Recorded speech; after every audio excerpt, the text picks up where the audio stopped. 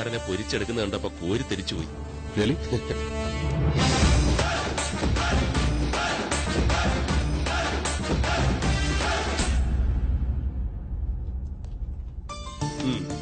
പിടിച്ചോ. 10,000, 20,000, 30,000 ഇടപാട് തീർന്നല്ലോ. ഞാൻ പിടിക്കാം.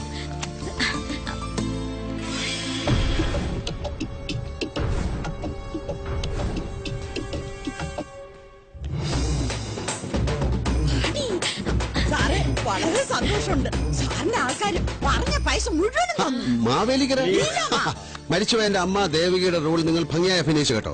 നാടക നടിയായിരുന്നിട്ടും ഓവറാക്കാതെ മുഹൂർത്തങ്ങൾ തന്മയത്തോടെ കൈകാര്യം ചെയ്തു. ചില സമയത്ത് ഞാൻ തന്നെ വിചാരിച്ചത് എന്റെ അമ്മയാണോ എന്ന്.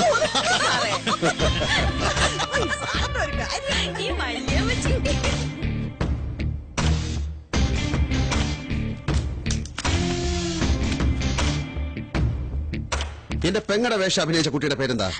പേര് എന്റെ മകളുടെ മകളാ. മുത്തശ്ശി മിടുമിടുക്കി, കൊച്ചുമോള് മിടുമിടുമിടുക്കി. ശങ്കരേട്ടൻ പറഞ്ഞാലും ഇരട്ടി തുകയുണ്ട്. ഞാൻ പിടിക്കാം.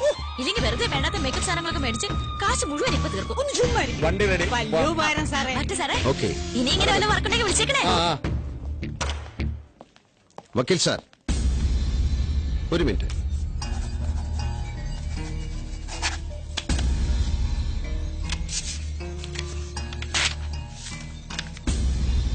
ഞാൻ വീട്ടിൽ വന്ന് കാണാനിരിക്കുകയായിരുന്നു വക്കീലിനെ. ഓശാരത്തിനൊരു നന്മ ചെയ്തു എന്ന തോന്നൽ പിന്നീട് വേണ്ട.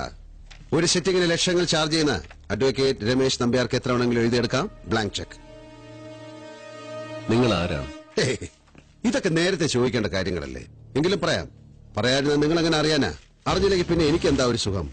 ഞാനൊരു പാവം വർമ്മ.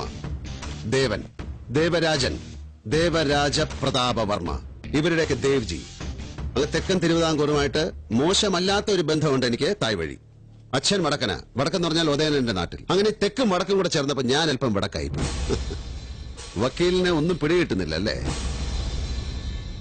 ഗുരുഭക്തിയുടെ കെട്ടുപാടിൽ നീതിയുടെ സത്യവാചകങ്ങൾ നിങ്ങൾ മറന്നപ്പോൾ, അല്ലെങ്കിൽ വളച്ചൊടിച്ചപ്പോൾ നഷ്ടപ്പെട്ടത് എനിക്ക് ലഭിക്കേണ്ട നീതിയാണ്.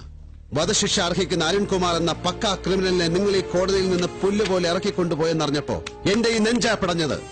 പിന്നെ എനിക്ക് മുന്നും പിന്നും നോക്കേണ്ടി വന്നില്ല. എന്റെ മനസാക്ഷിയുടെ കോടതിയിൽ ഞാൻ തന്നെ അവന് വിധി എഴുതി. Yes, I killed him. SP Antony Punnakkaran ഈ കോടതിയിൽ പറഞ്ഞ സത്യമാണ്, മുഴുവൻ സത്യമാണ്.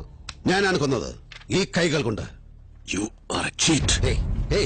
എന്തിനാ ഇങ്ങനെ രോഷം കൊള്ളുന്നത്? ഞാൻ കുത്തിയ കത്തി വലിച്ചു വീഴുന്ന സത്യം പറഞ്ഞതല്ലേ വക്കീലെ? കുത്തിയത് ഞാൻ അല്ലെന്ന് പറഞ്ഞില്ലല്ലോ. അങ്ങനെ വിചാരിച്ചത് വക്കീലല്ലേ? അരുണിനെ വിസ്തരിച്ച അതേ കോടതിയിൽ നിന്നും അവനെ രക്ഷിച്ച അതേ വക്കീല് തന്നെ അവന്റെ കൊലയാളിയായി എന്നെയും കുറ്റവിമുക്തനാക്കി. കടിച്ച പാമ്പിനെ കൊണ്ട് വിഷമിറക്കിക്കുന്ന ഒരു പാരമ്പര്യമുണ്ട് എന്റെ തറവാടിന്, അല്ലടാ സർക്കിളെ? സഹകരിക്കുകയാണെങ്കിൽ നമുക്ക് ഒരുമിച്ച് നീങ്ങാം. എനിക്കിനി 2 വധശിക്ഷ കൂടി നടപ്പാക്കാനുണ്ട്. ജഡ്ജിയും ആരാച്ചാരും ഞാൻ തന്നെ ആയതുകൊണ്ട് ഞാൻ ഇനി ഒരു അല്പം തിരക്കിലായിരിക്കും. സോ മിസ്റ്റർ രമേശ് നമ്പ്യാർ, കാണണം. കാണും.